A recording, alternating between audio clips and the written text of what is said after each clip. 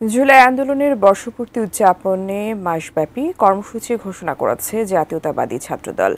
জুলাইয়ের প্রথম প্রহরে গণঅভ্যুত্থানে শহীদদের স্মরণে মোমবাতি প্রজ্বলন কর্মসূচি থেকে এই ঘোষণা দিয়েছেন সংগঠনটির সভাপতি রাকিবুল ইসলাম রাকিব। বিএনপির সিনিয়র নেতাদের অনেকে যোগ দেন এই কর্মসূচিতে। শুরু হলো আন্দোলনের মাস জুলাই। প্রথম প্রহরে শহীদ মিনারে আলোয় আলোয় স্মৃতি সমুজ্জ্বল শিরোনামে মোমবাতির প্রজ্বলন কর্মসূচি পালন করে ছাত্রদল। জাতীয় সঙ্গীতের মাধ্যমে স্মরণ করা হয় জুলাইয়ের শহীদদের। ফ্যাসিবাদের বিরুদ্ধে একতাবদ্ধ থাকার শপথ নেয় তারা। প্রতিটি বছরেই এবং প্রতিটি দিনে আমরা তাদেরকে এভাবে স্মরণ করব। বিভেদ নাই, আমরা সবাই কাঁধে কাঁধ মিলে একসাথে কাজ করতেছি।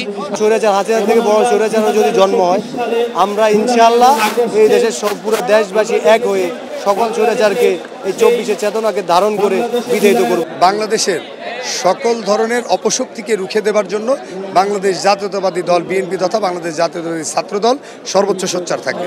আরএফএল অডিটর, বাঁকা হয় না, ফাঁকা হয় না, আর ভাঙা এক কথায় অসম্ভব।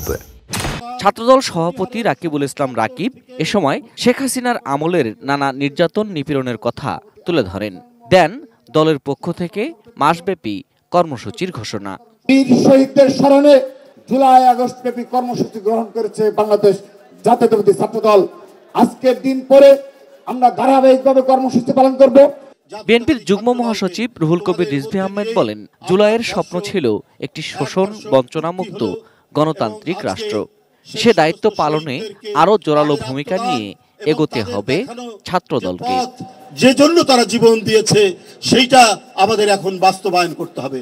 এই সংগ্রাম আরো কঠিন, এই সংগ্রাম বাস্তবায়ন করতে হলে আরো বাধা আসবে, কিন্তু সেই বাধাকে তোমাদের ফেলে ফেলে সত্যিকার অর্থেই আমরা একটি স্বাধীন গণতন্ত্র এবং গণতন্ত্রের মূল্যবোধ প্রতিষ্ঠা করব, এই বলেই। Ferdous Rahman, ATN news, Dhaka.